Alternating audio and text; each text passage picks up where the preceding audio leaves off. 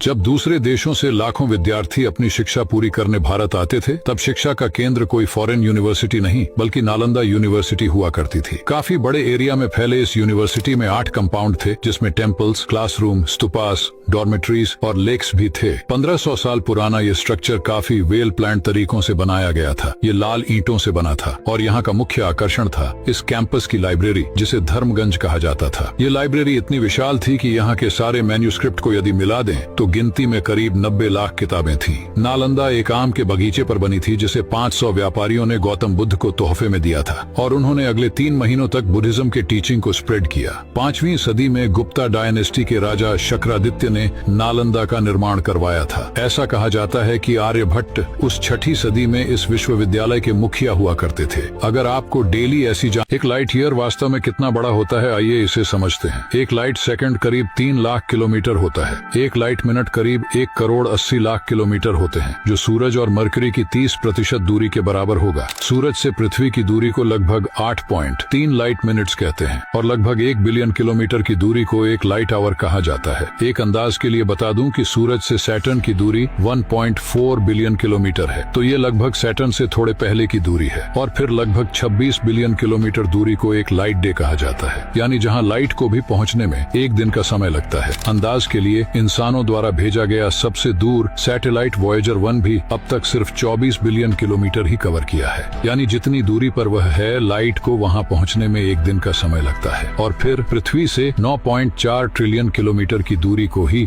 एक light year कहा जाता है। विज्ञान से जुड़ी ऐसी ही अगर मैं आपसे पूछूं कि ब्रह्मांड का सबसे बड़ा नंबर कौन सा है, तो आपके दिमाग में शायद इन्फिनिटी आया होगा, जो बिल्कुल गलत है, क्योंकि इन्फिनिटी एक नंबर नहीं है बल्कि यह महज एक कल्पना है। दरअसल ब्रह्मांड का सबसे बड़ा नंबर ग्राहम्स नंबर है, जो इतना बड़ा है कि इसे अगर आप आज इस ब्रह्मांड में मौजूद हर पार्टिकल पर लिखने बैठोगे तो भी आप इसे पूरा नहीं लिख पाओगे। यानी इसे लिखते लिखते आपको हमारे ऑब्जर्वेबल यूनिवर्स भी छोटा पड़ जाएगा, क्योंकि यह नंबर एक्सपोनेंशियल्स का टावर है। इस नंबर को मैथ्स की एक खास प्रॉब्लम को सॉल्व करने के लिए बनाया गया था, जिसे रैमजी थ्योरी कहा जाता है। वैसे आपको क्या लगता है, पाई एक रैशनल नंबर है या फिर इरैशनल? कमेंट कीजिए। और क्या आपको पता है मिल्की वे गैलेक्सी के बिल्कुल सेंटर में एक बहुत बड़ा ब्लैक होल है, जिसको सेजिटेरियस ए कहा जाता है। लेकिन मैं इसकी बात नहीं कर रहा। दरअसल ये ब्लैक होल सूरज से 40 लाख गुना बड़ा है। पर वैसे तो ब्लैक होल में इतनी ज्यादा ग्रेविटी होती है कि वह अपने आसपास किसी भी चीज को भटकने नहीं देता। लेकिन एस्ट्रोनॉमर्स अब एक नई चीज देखकर हैरान हैं। दरअसल इस ब्लैक होल के पास एक हॉट गैस बबल फ्रीली घूम रहा है, लेकिन ब्लैक होल उसे अपनी तरफ नहीं खींच रहा। रिसर्च से मालूम पड़ा कि इस हॉट गैस बबल का ऑर्बिट ब्लैक होल के अराउंड उतना ही बड़ा है जितना कि मरकरी का सूरज के पास होता है। लेकिन मरकरी सूरज के चारों ओर 88 डेज में एक चक्कर पूरा करता है, जबकि यह गैस बबल इतना ही चक्कर मात्र 70 मिनट में ही पूरा कर लेता है। यानी कि जिस स्पीड से यह घूम रहा है वह स्पीड ऑफ लाइट की 30% है। एस्ट्रोनॉमर्स का कहना है कि यह स्पीड ही है जो इस गैस बबल को ब्लैक होल में जाने से रोक रही है। ऐसे ही डेली रोज हमारे शरीर में कितने सारे वायरस मुंह से या नाक से चले आते हैं, उसके बाद वह हमारे फेफड़ों में चले जाते हैं और फेफड़ों की सतह पर मौजूद